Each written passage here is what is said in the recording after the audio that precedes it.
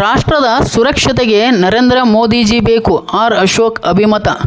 ರಾಷ್ಟ್ರದ ಸಮಗ್ರ ಅಭಿವೃದ್ಧಿ ಹಾಗೂ ದೇಶದ ಸುರಕ್ಷತೆ ಹಿತದೃಷ್ಟಿಯಿಂದ ಮತದಾರರು ಬಾಂಧವರು ಬಿಜೆಪಿ ಪಕ್ಷಕ್ಕೆ ಮತ ನೀಡುವ ಮೂಲಕ ನರೇಂದ್ರ ಮೋದಿಜಿಯವರು ಮತ್ತೊಮ್ಮೆ ದೇಶದ ಪ್ರಧಾನಮಂತ್ರಿಯಾಗಲು ಆಶೀರ್ವದಿಸಬೇಕೆಂದು ವಿರೋಧ ಪಕ್ಷದ ನಾಯಕ ಆರ್. ಅಶೋಕ್ ತಮ್ಮ ಅಭಿಮತ ವ್ಯಕ್ತಪಡಿಸಿದರು.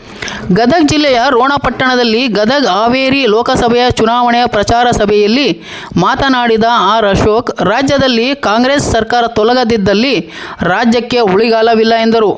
ಕಾರ್ಯಕ್ರಮದಲ್ಲಿ ಮಾಜಿ ಸಿಎಂ ಬಸವರಾಜ ಬೊಮ್ಮಾಯಿ, ಮಾಜಿ ಸಚಿವರಾದ ಕಳಕಪ್ಪ ಬಂಡಿ, ಎಸ್.ಕೆ. ಬೆಳ್ಳುಬ್ಬಿ, ಚಿತ್ರನಟಿ ತಾರಾ ಅನುರಾಧ ಸೇರಿದಂತೆ ಪಕ್ಷದ ಹಲವು ಮುಖಂಡರು ಹಾಗೂ ಕಾರ್ಯಕರ್ತರು ಉಪಸ್ಥಿತರಿದ್ದರು.